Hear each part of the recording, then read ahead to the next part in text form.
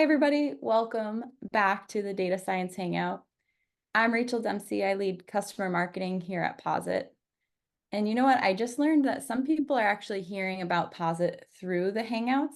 So I wanted to add a little bit about Posit as well, if we're new to you. We're the open source data science company building tools for the individual, teams, and enterprises. And so I'm so happy to have you joining us here today. The Hangout is our open space to hear what's going on in the world of data across different industries, get to chat about data science leadership, and connect with others facing similar things as you. And so we get together here every Thursday at the same time, same place. So if you're watching this as a recording on YouTube in the future and you want to join us live, there'll be details below on how you can add it to your calendar. Just a quick note to make sure it adds it for you at 12 Eastern time. Some people had some issues with the time zone, so just double check when you add it. If this is anybody's first hangout, I would love to see you say hi in the chat just so we can welcome you in here as well. We're all dedicated to keeping this a friendly and welcoming space for everyone and love hearing from you no matter your years of experience, titles, languages that you work in, or industries. It's also totally okay if you just want to listen in here too. You could be part of the party happening in the chat. You could also jump in and ask questions or provide your own perspective. So there's 3 ways that you can do that. So you can raise your hand on Zoom. And if you're wondering how you do that, it's in the reactions bar in the Zoom bar below. And I'll call on you to jump in. You could put questions into the Zoom chat and just put a little asterisk next to it if it's something you want me to read instead. Maybe you're in a coffee shop or something. And then third, I see Curtis just shared the Slido link where you could ask questions anonymously too. But with all that, thank you again so much for joining us here today. I'm excited to be joined by my co-host, Warren Hearnes, founder of OptiML AI. And Warren's held a variety of data roles across his career, from chief data scientist at Best Buy to roles at Home Depot, UPS. I know you'll get to dive into some of that, Warren. And it's fun that this is actually the first time I'm getting to meet you live on camera here as well. So I'd love to have you introduce yourself first and maybe share a little bit about your new company. Sure. I'm glad to be here. So, I'll give a plug for Posit. I've been using RStudio for many, many years.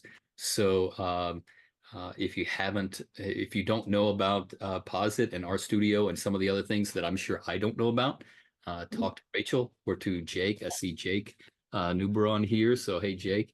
I also like to see it's a great crowd. I see Curtis is on the treadmill. I like it that he is he's multitasking and getting some exercise in. I need that as well. We have So a treadmill crew here, so we'll see how many walkers we have today. that's awesome. I'll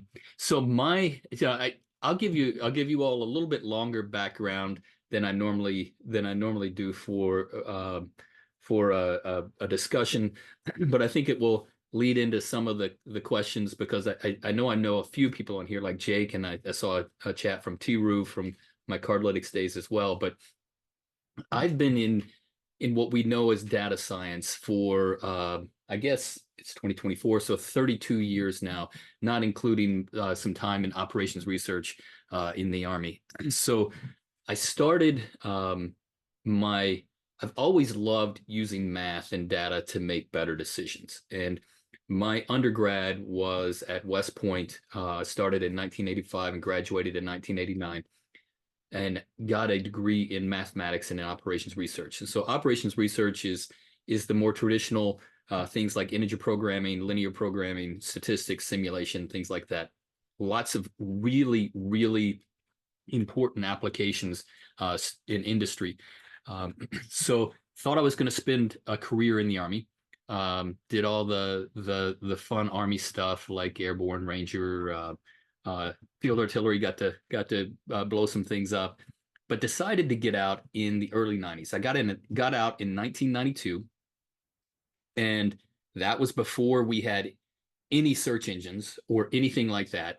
I knew I wanted some type of job that used math. So I I was visiting someone in Portland, Oregon, and I actually had to take a taxi down to Portland State University to look at a physical bulletin board with physical job postings up on it. And I saw that all of the job postings, and there weren't a whole lot, but all of the job postings in industry required a master's or a PhD. And so I thought, well, maybe I'll get a master's. I applied to Georgia Tech, got accepted into their program, knew nothing about grad school, got to Atlanta from Hawaii. That's where I was stationed. So I got to Atlanta, found out that they don't fund master students. They asked me if I wanted to be a PhD student, and I said sure. So I just jumped into a PhD program. Um, and this is where one of those just chance meetings changes everything. And so at the time, this was the fall of 1992, machine learning was around, but it wasn't as popular as it is these days. There were only two professors at Georgia Tech who were doing funded machine learning research, and one of them was in the industrial engineering school at Georgia Tech, and he was working in reinforcement learning for robotic control. And I was already studying neural networks, fuzzy systems, and things like that. Turns out it was a chance meeting got me into that research. And so I started doing reinforcement learning for robotic control using adaptive dynamic programming and things like that throughout the mid 90s. So that got me really interested in machine learning. Now, machine learning wasn't as popular. So a lot of the people said, well, if you can't prove it has the optimal answer, then it's not really worthy of publication and some things like that. So I decided, I also met a girl from here in Atlanta. We were getting married. I needed to buy a house, so I needed to have a job. And so I started working at Lucent Technologies. And there at Lucent Technologies here in Atlanta at the time, we had the world's largest fiber optic cable factory. So we were using integer programming, so mixed integer linear programming to schedule all the work in the factory and to assign the raw materials to all of the orders. And it was a great job. I mean, you were really using a lot of very complex math to make that factory run much much more efficiently. Then spent about 6 years doing that.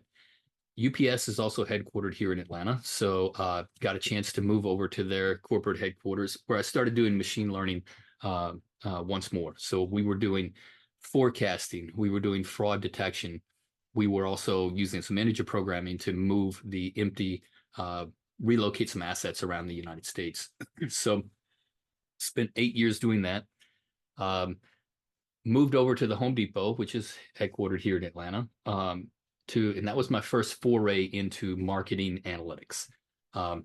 So our team was in charge of all the direct mail and all the email that went out. That was in 2011. So if you got something from us back then, that was our team. Is how do we target? Who do we target? How do we execute the marketing campaigns? How do we measure them? And how do we get a good return on investment from that? That got me noticed by a small startup in Atlanta called Cardlytics. So I switched after a year at Home Depot. I moved to a company called Cardlytics. They had they still do have a great business model. It's work with the banks. The banks know really the best predictor of your future purchases is your past purchases. You know, a lot of companies will use demographics and things like that to help as a proxy for what you're going to buy in the future. But the best predictor really is what you've bought in the past. And so with that partnership with the banks, and it eventually got 50% of all the card swipes in the United States and the UK, we were able to grow that company, take it public in 2018. And I built up a analytics and data science capability at that company that really did some amazing things. And Tiru's on here. He was leading our team in India, doing some very amazing things with NLP and trying to take these merchant strings and classify them. So great company. with some reorgs and some changes. Left that company in 2022. Yeah, maybe 2021, 2022. I can't remember. I'm getting old now. Um, and got a chance to become chief data scientist for Best Buy. Uh, Best Buy was growing a technology and analytics hub here in Atlanta, so I helped start that. We were basically applying optimization, machine learning, AI to a variety of problems around the enterprise, whether it was supply chain, labor, customer segmentation, media mix optimization, call centers, store operations, you name it. So then maybe about 1 month ago, almost to the day, we reorged at Best Buy. I got a good package. I left that company. And right now I've technically started this company called and it's spelled OptiML AI, Optimal AI, because it's the combination of the things that I've been doing for my entire career: optimization, machine learning, and artificial intelligence. Haven't done much with it yet because I've just been playing a little golf and doing some traveling, but that's really going to be my focus. I want to if I'm doing something either part-time or full-time, from this point out, I'm close to retirement, then it's going to be helping companies learn how to use the newer things that are data-based, like machine learning and artificial intelligence, and combine them with some of the more traditional methods like integer programming. So that's my background. Thank you so much, Warren. It's really helpful to hear the journey as well. And I mean, I forgot to ask what you like to do outside of work for fun, but it sounds like you golf and that's what you're you're doing in your free time right now. Yeah, that is golf. We have an RV. We do some traveling. It's been in the southeast, but now that I've got more time, we might do some other longer trips. Got a couple of pets, a cat and a dog. One son is out of college, the other son's in college, so we're right at that empty nester phase. To enjoy all the things that you worked for all your life. Absolutely. It was interesting to hear you talk about in the early part of your career journey when people were just starting to talk about machine learning. And I was wondering, like, is that similar to how you see people talking about AI right now, or how is it different? Yeah, I think in some ways it's similar. Um, so AI has had its ups and downs for many, many years. Um, I think in the 80s that was like they call them an AI winter, and then things will happen. Something significant will happen, like what's happened with Gen AI lately. Um, I think you're getting to a great point of I want to make sure that people in this field uh, don't gloss over the things that have the things that have happened in the past. And I'm not talking about the past months, couple of months, or a few years. I'm talking about decades of thought and research. So um, I like to say that in January there was a paper called Steps Towards Artificial Intelligence. And in that paper, they talked about basically five things, and that's the problem of search, the problem of learning, pattern recognition, um, induction and planning, those types of things. And so those are all every single one of us are working in search and pattern recognition and learning. But the point that I make is, and I've got a copy of it right here because I do this example all the time. That wasn't January of this year. That was January of 1961. That was Marvin Minsky in 1961 talking about reinforcement learning and pattern recognition and everything that we are still working on today, over 60 years later. It's not to say that we haven't made some fascinating leaps and bounds, but um, when I tell people that I was working in reinforcement learning in the 90s, a lot of them are surprised that we were doing that in the 90s. Well, we were doing it in the 50s and 60s. It's just that we're doing it at a much higher scale now. So so I think I think right now we are in a very, we're riding the wave of Gen AI to talk about what we can do with it.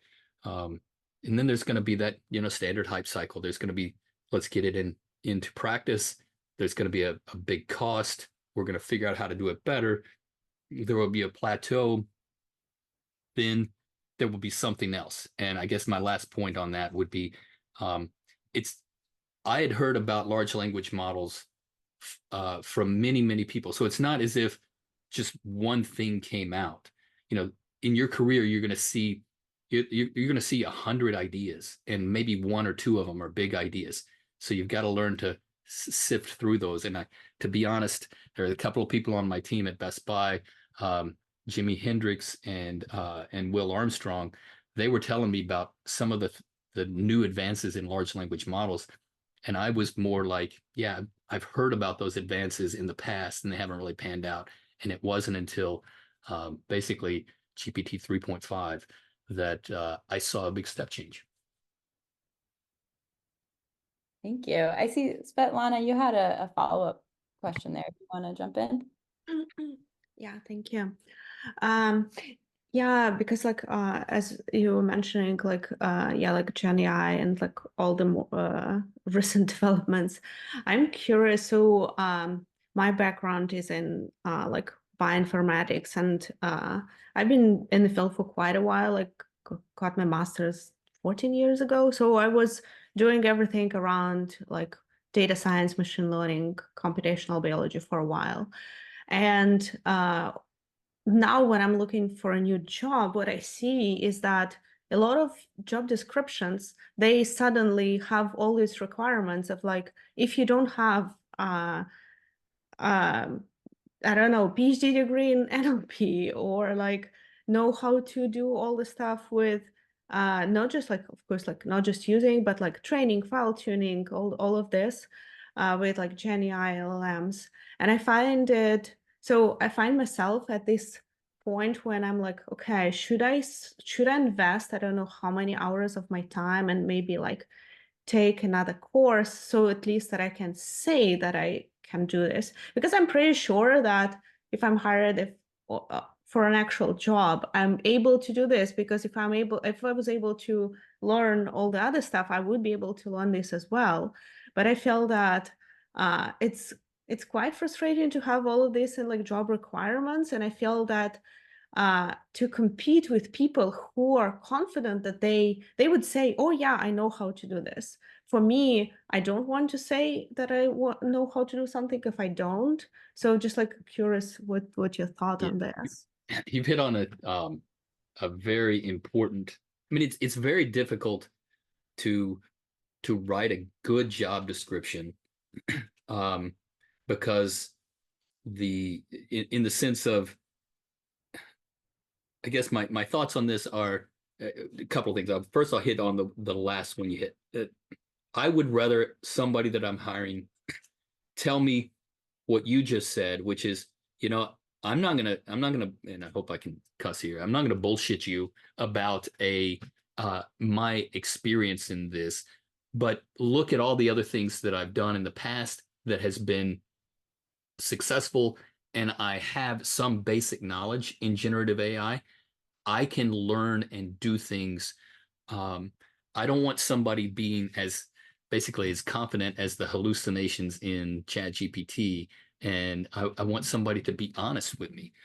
So when it comes to the job descriptions, then it's you've got to meet some of the criteria that they put in there, but also realize that the person they hire is not going to meet all of those criteria.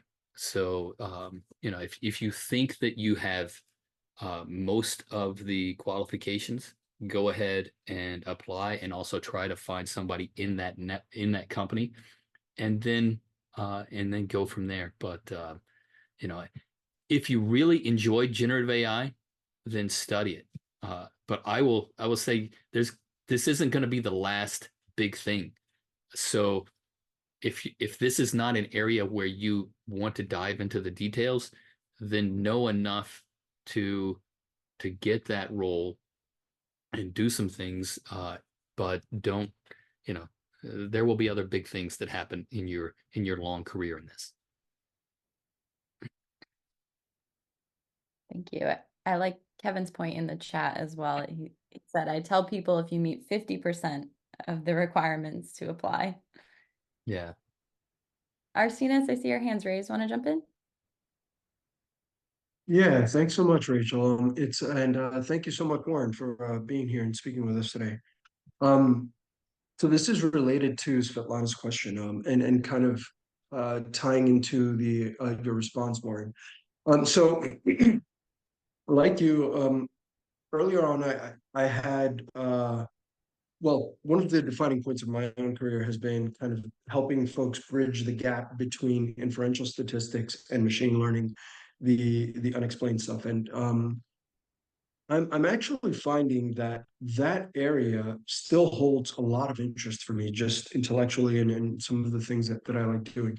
So, what are some of the things that you see maybe kind of moving forward happening in that field or in that area of data science, that you think might kind of come about in the near or farther out future?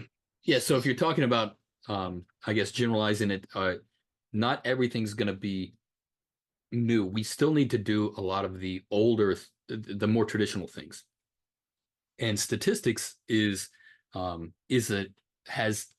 a lot of great application, because it's there to teach us some things when we didn't have the amount of data that we have right now. I mean, it's like, so I know at Best Buy, my team was fairly diverse and large, and some of them were traditional statisticians, and some of them were in the newer, had come out of some of the more recent programs.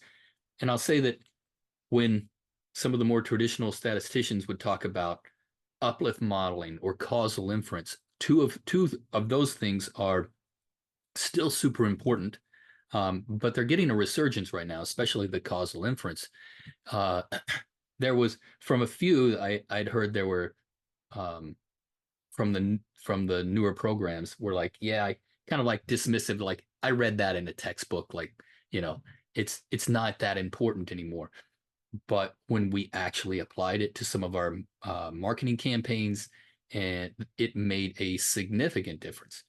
So I still think that if that's an area that you think you enjoy, and then keep bridging that statistician to ML, like I'm talking about optimization to AI and ML, because I still think that in some of the areas, machine learning starts with a lot of data, and then you put some algorithms and it infers some models to it. That's basically what it does.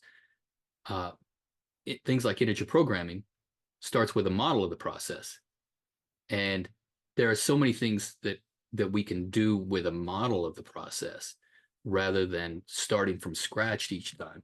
And in an example in reinforcement learning is, if you're teaching a car to drive itself, then as a human, we implicitly know things like, hey, if I learn that I'm turning the steering wheel left and the car does this, then our brain has this model of symmetry that says, basically, I can do the same thing when I'm turning to the right. But just a standard reinforcement learning algorithm doesn't have that built-in symmetry. So you can even infuse some models of gravitation or symmetry and things like that, even into reinforcement learning. So, that's my thoughts on those, is that you find what you really enjoy doing, and that will be your niche, and hopefully it will also give you a long career as well. Does that help? It does, yeah. Thank you so much. Mhm. Appreciate it. Warren, a question I wanted to ask you is thinking back over all the different roles you have, is there a project that comes to mind that you're most proud of in your career? Well, there's a few. There's a couple. One is an optimization project at Lucent, that so we've heard the famous saying, and I can't remember who said it. All models are wrong, some models are useful. So there was this integer programming model that assigned raw materials to the cables. And at the time, the cables were made of stacks of ribbons of fiber, so they could be up to 864 fibers in a cable. And the pressure on the sides of a circular cable on this rectangular stack caused issues on the edges, and so we called them edge ribbons or corner ribbons. And for a while there, you didn't have enough of that really good fiber, so you had to do it a specific. You had to really allocate it the right way.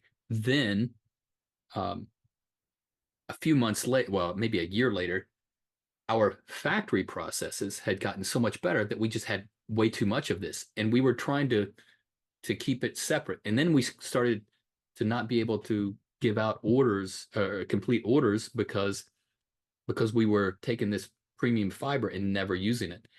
And some of us got together, got on a whiteboard, and found out that if you took this substitution matrix of what ribbons could substitute for each other, like this one's better than this one, so it could substitute for the other one, and you put that matrix in there as a minimum, and the transpose of that matrix as the maximum, then all of a sudden, just by adding those two matrices in there, everything could substitute for each other, and we were able to increase the capacity of the factory and reduce waste.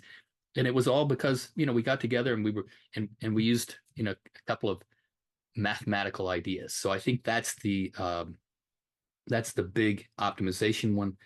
And then the one where sometimes it's just a conversation or something that you read. There was at UPS, there was this idea that you used yeses and nos on the bids that you sent out to your clients, your big commercial clients. If they said you would give them, we'll give you 10% off retail rate, and they'd say either yes or no. And you get tens of thousands of these data points, and you create this logistic regression that can give you an idea of what your competitors are charging, because you think that everybody's rational. If UPS gives you 10% and they turn it down, then likely FedEx or somebody else gave them 11 or 12. Well, the amount of the numbers coming out were the results coming out were good, but you couldn't explain them.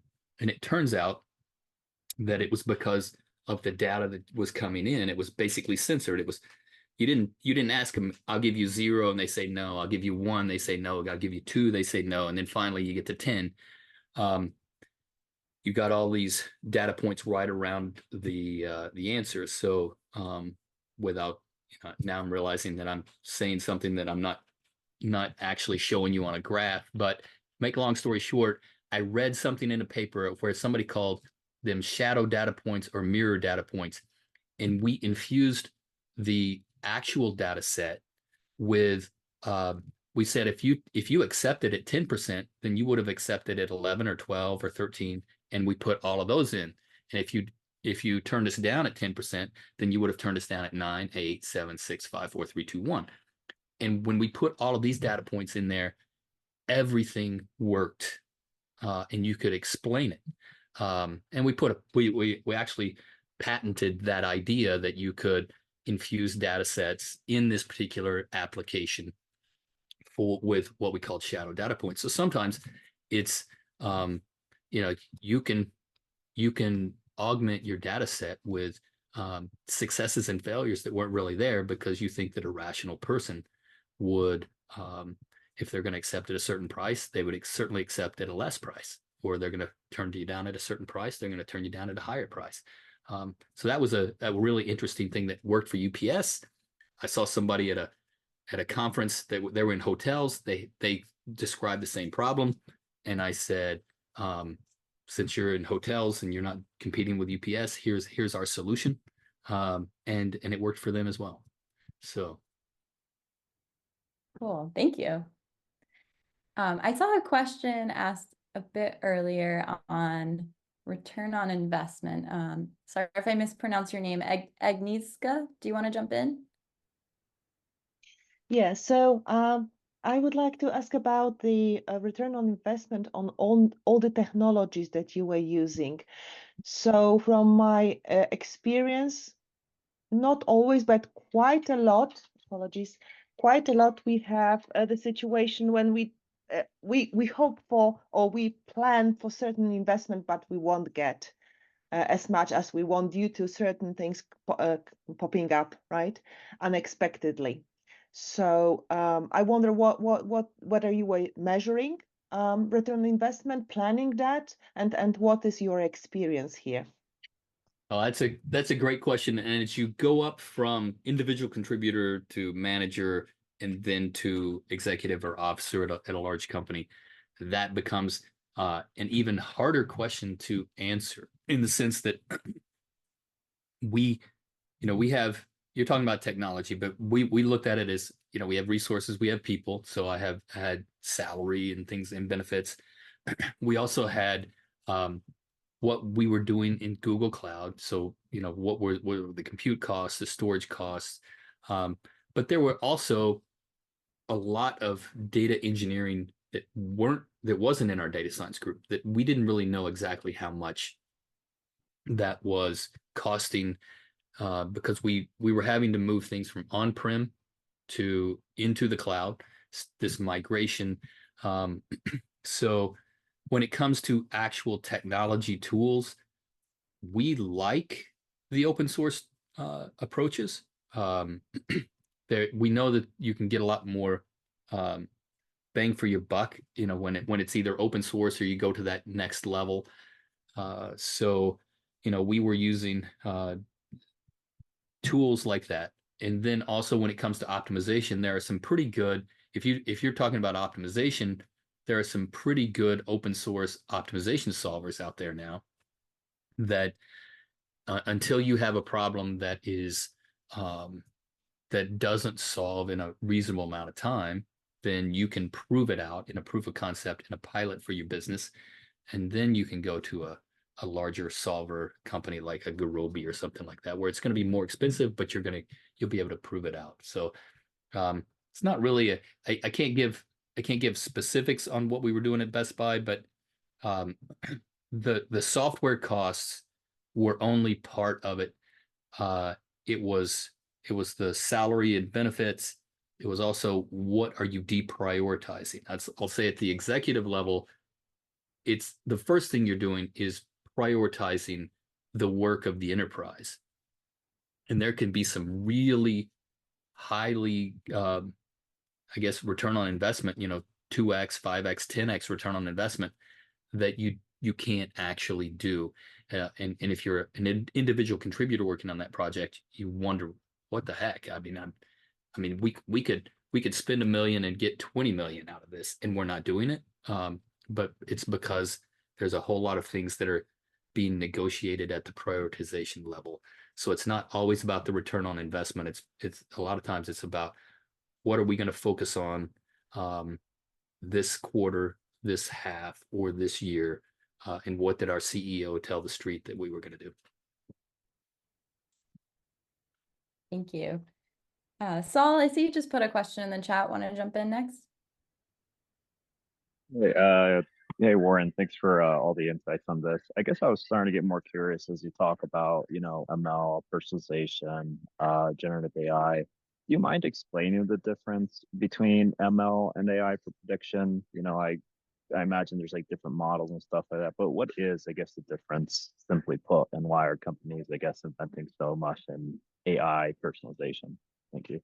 Well, there is a big debate as to what is AI, what is machine learning, what is, and in the society, I'm on a board of a 12,000 member society called Institute for Operations Research and Management Science. So we do the integer programming and things like that. There was a debate, should we go from operations research to analytics? Because so the way we were saying it at Best Buy. So I drafted up our AI strategy, and what we were saying, and it may not match what you all are doing, but we didn't want the business to have to figure out, is this Gen AI? Is this machine learning? Is this optimization? We basically took the easier route of saying our AI strategy, because that's what's popular right now. Anytime you're using complex math algorithms and some data to make a decision, we're going to call that AI. And you need to come to at least brief the AI steering group on what project it is. And so we will let you know whether or not that's something that has been approved by enterprise risk and compliance and things like that. So, but my personal opinion is that AI in the traditional sense are things where a computer will act like more like a human. It can understand speech, vision, it can talk to you and interact like a human does. That's my traditional view of AI. Machine learning is any algorithm that gets better over time. ML in the 90s was a very specific set of algorithms like neural networks, reinforcement learning, some genetic algorithms and things like that. Things like logistic regression and linear regression, those were statistics. They were not part of machine learning until the layman's term of machine learning became basically any algorithm like that. And then so that's my view on those things like optimization. That are more model based. I don't see those as AI in this traditional sense, but I will call them AI. You all use optimization every single day when you turn on Google Maps and you use GPS. That's not machine learning doing that. Those are mathematical algorithms using some type of shortest path algorithm that you all probably learned in undergrad, Dijkstra's and some other types of algorithms that are probably a lot more complicated than what what you learned. But so those are my personal definitions. But I would say if you're at your company, don't ask people to try to figure out what's generative AI and what's AI and what's ML. Have some central location, because it's a little bit easier to at least have them come to the experts. Don't be the gatekeeper and say you can't do it, but at least say come to us, because in finance, there's a lot of things that generative AI can do. I see it says finance on there, but some of the really neat things about generative AI are that you can do some of that initial exploratory data analysis without having to write the code itself. It's like, you put in some data and it's writing it looks at the structure of the data and it writes the Python code and it does some of those types of things, and it can do some basic linear regression and logistic regression and some of the basic algorithms, and all of that is done basically by you writing a paragraph that says, here's my Excel spreadsheet, tell me this, tell me that. So that's super helpful. Yeah, okay. Thank you so much. Yeah. Yeah, thank you. I want to make sure I go over to where some of the anonymous questions were asked. And one over there was, in your experience, is the impact of data science techniques Pareto distributed? So is there 20% of techniques that drive 80% of the outcomes? I would think so. I just for the sheer amount of techniques that are out there that didn't get traction for some reason. One of the things that I will be doing now that I'm semi-retired is I'm going to take my algorithms from the mid 90s and apply them to some of the OpenAI, or not, well, is it OpenAI Gym? Some of the reinforcement learning out there. We didn't open source. There's so many algorithms out there that are not open sourced from either PhDs or from companies, that part of this is I would just say that there's some of the techniques out there gain traction, and that 20% is doing 80% of the work. So I would say, yeah, there's just a whole lot of great ideas that we haven't really taken advantage of. I'll add to that,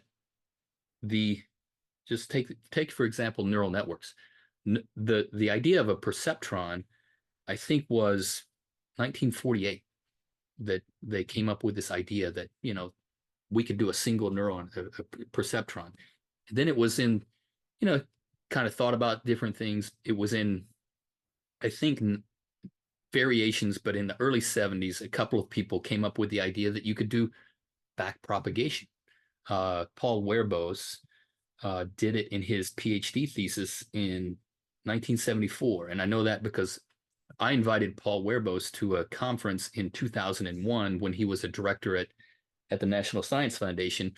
And even in 2001, the reason he wanted to come and talk to this conference was he had millions of dollars worth of NSF grant money that nobody was asking for in the area of neural networks. So can you believe, I mean, nowadays, everybody's asking for money and it's all taken, but he was basically begging everyone, all the researchers there. It's like, I have millions of dollars. Just come ask for it. I will give it to you and you can do some research. So Paul Werbos came up with that in like 1974. He didn't actually get it published because, and I was checking the Wikipedia page earlier, people didn't really buy into that, and he couldn't get that published until like 1982. And then some others came up with similar ideas in the mid 80s. So there were several people that came up with it, but that's decades worth of great ideas that nobody really acted on. So can you imagine what great ideas are sitting dormant out there right now? And 10 years from now, somebody's gonna look at something and say, yeah, that helps. Reinforcement learning with human feedback. I never would have thought that reinforcement learning would have been one of the keys to get ChatGPT to get that step change. This is somebody that I thought it was for robotics, and here they're using it for natural language processing. And those of us that have been studying this for years still didn't see that. So, that's my thought on that.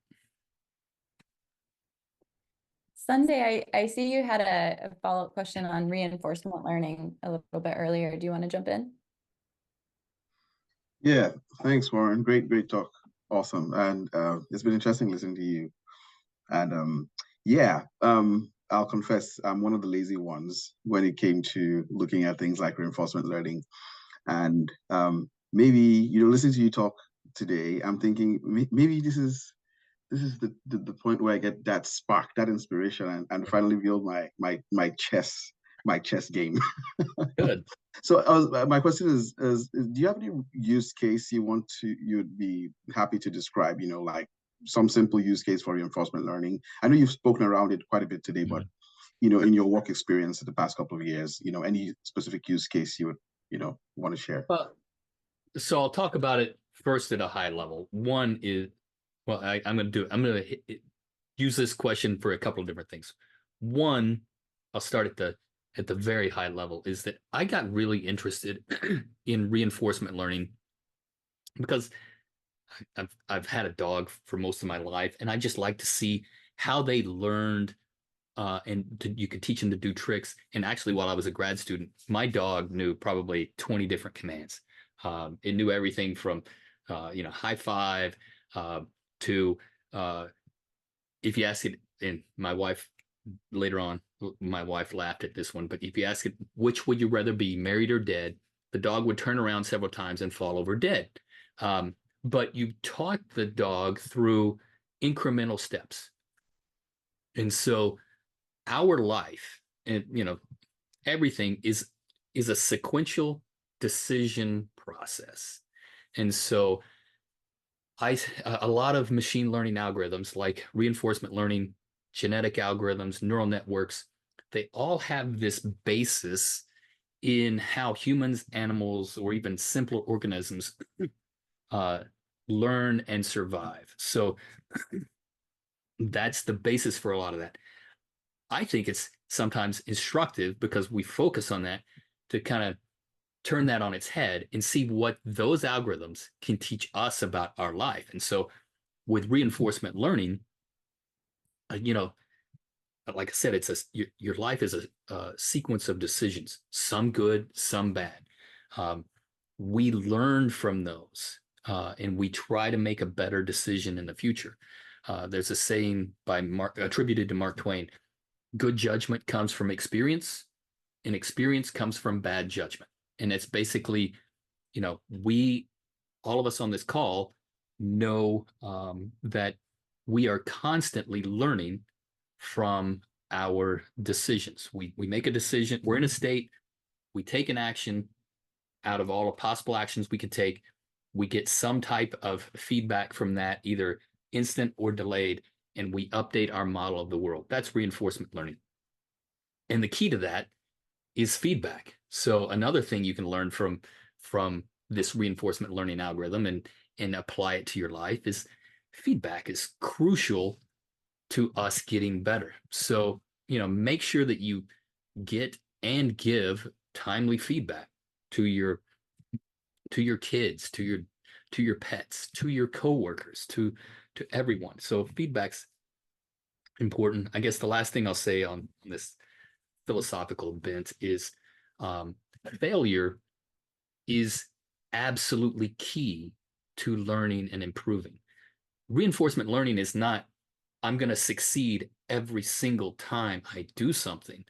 You actually, when you're doing a robotic process in what's called set point regulation control, there's only one final destination that gets you that reward. And you fail thousands of times more than you succeed. So failure is key to learning. And so don't be afraid to try something and fail at it. So those are the types of things. And I guess what I would say for neural networks is, we all know that the more connections you have in a neural network, the better it is, and basically we're like that too. The connections that you're making here, the connections that you make in your job. And I'm finding now at the end of my career, it's not necessarily the money that I made or the algorithms that I created. It's the connections that I made with people that made me successful, but also are the things that I look back on and say, that's what's going to last. So at that level, that's the highest. But I would say for reinforcement learning, if you have any type of sequential decision-making process that you're doing at your work, and you can get some type of feedback from that, it doesn't have to be robotic control. It can be a process of I'm trying to think of in a factory, but anytime you can get a decision, you make a decision and then you can somehow generalize that decision based on something that's good or bad that happened. That is reinforcement learning. And I think it's getting a big surge over the past, say, 5 to 10 years of, you can look it up as sequential decision-making processes, approximate dynamic programming. There's dozens of algorithms that are out there that can help, but just think of it as anytime you're making more than one decision and you can get some feedback on it. Thanks. Super useful. I got the spark. Thank you so much, Warren. And you actually reminded me on the topic of feedback. I am hoping to learn from you all on your experience at the data science hangouts and just learning more about how you find out about them, what other things you'd like to see, just general feedback you have for me. So that was a perfect opening for me to share this form I just made this week. If you wouldn't mind taking a few seconds, maybe 1 minute after the hangout today to give me some feedback, everybody, I would really appreciate it. But let's see which questions I've missed. I know we're getting down to the last 10 minutes here. Jacob, I see you had a question on environmental impact of LLMs. You want to jump in? Yeah, apparently somebody didn't like that question, but yeah. So are you familiar with Sasha Luciani? I am not. I'm looking at your question, but I'm not familiar with that. But go ahead. Yeah, no, she's a AI researcher, and she gave a TED talk about the environmental impact of Chat GPT, and her analogy was essentially that every time you type a knock knock joke into Chat GPT, it's the equivalent of driving your car around the globe. So I'm just wondering, do you have an opinion on that, on the environmental impact, on the amount of resources that are required to run these data centers, the CO2 that's being produced? I don't have an opinion on, I do know this as in the hype of generative AI, then everybody saw 3.5 and then 4 and we're going to have 5 pretty soon, and that's just with OpenAI. What I was telling the other executives at Best Buy is we're gonna use this to see how, what's the best that can happen. You're gonna use, let's say, GPT-4 to summarize your call center and to figure out the intents and the topics and things like that. Well, my go-to saying was, I don't need an LLM in a call center that can respond in a Shakespeare sonnet like Snoop Dogg would say it. It's like that. It is overkill. What these large, I should say, the very, very large LLMs can do. So what I think is going to happen is you're gonna see a lot of companies really go into generative AI, and then they're gonna, just like it with the cloud, they're gonna say, "Holy crap, this is a lot more expensive than I ever thought." And back to the ROI is not going to be there. So people will start to figure out what's the smallest model that I can do that can be. And so I think there's going to be this, maybe a call center. There's going to be a very specific, maybe at Hugging Face, a call, something just for call centers, or something just for, and it will reduce that environmental impact. But I think the hype right now is everybody wants to go into it and try it, and then you want to use you want to use like 100,000 tokens. Well, I don't want to pay for 100,000 tokens. I want to pay for 8,000 tokens or 16,000 tokens. I know I can get a better answer with 100,000 tokens, but it's probably not going to be worth it. And then lastly, there are some things where you'll see that I think they're going to pre-compute some of these for some of the conferences that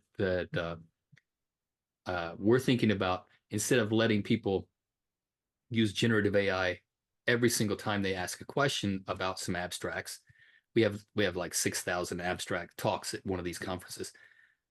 Let's pre-compute the abstracts. Let's say, here's the original, very complex, make it sound really hard abstract.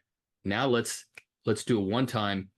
Let's simplify it. The prompt is, simplify this so that a first year's master's student in operations research or statistics would understand it. Now simplify this for a layman, or simplify this. So I came up with, for I think $10, I came up with $10 worth of tokens for 6,000 abstracts, pre-computed all of these things. Now let's let Elasticsearch and do some things that are a little bit more reasonable. So I hope that, so I think that just capitalism will, for some of these companies that will say, I can't afford to spend that much. Yeah, But I mean, it's always a question about money. yeah, You know, happens at my company too. I get pushback all the time on ideas because there's just no money there. So I see what you're saying. yeah. And I think that I don't want to have this big environmental impact on it, but you know, maybe the cost will get to that more than leading to somebody's better side, you know. Okay. All right. Yeah, thanks. Thank you. I think we have time for one more question, and something I love to ask all Hangout leaders is about is there a piece of career advice that maybe you've given to others on your team, or career advice that you've received along your career that you'd like to share with us? Yeah, I've already talked about you know, doing what you love, because if I had switched out of machine learning and gone to what was popular at the time, then I wouldn't have the career that I have. So, but I was fortunate that even though I said, people told me you're not going to find a job in what you're doing, that eventually I did. I guess the other is, especially for those of you that have masters or especially PhDs, early on in my career, I let the data do the talking for me. And we hear a lot of these days about data storytelling, and I think that's an important skill. You're going to have to make sure that you prove your value and the value of the models. And basically every organization says they want to be data driven, but that's until, and I've seen it at the executive level, that's until the data actually goes against the gut feeling or instinct of the executive that's running the store operations, or the executive that's running supply chain or something. Then they don't necessarily want to be as data driven, because think about it, back into reinforcement learning, they didn't get to be super successful executives by making bad decisions in the past. They've been rewarded by their gut decision is more often right than it is wrong. And all of a sudden you're telling them, well, this is not the best decision. And so another plug for our studio, one of the things that I did when I was at Cardlytics is, you know, the Shiny, using our Shiny was the best way that I could do to let somebody visualize, let an executive that's not analytics or data science visualize what either uncertainty or their assumptions about the process could actually do. And so, you know, that's, I would say, you know, learn how to incorporate that uncertainty or visualize it or do some what if scenarios, so that you're either going to learn that your model doesn't take everything into account and you're going to fix it, or you're going to get more buy-in from the other executives. Thank you so much, Warren, for taking the time to join us today and for sharing your experience with all of us. This has been a really fun hangout. Thank you all for the questions too. I always like to add this reminder at the end for anybody joining right now. Just double check that you have the hangout on your calendar for the right time. If you want to re-add it to your calendar, I'll put the link in the chat, because it's always from 12 to 1 Eastern time.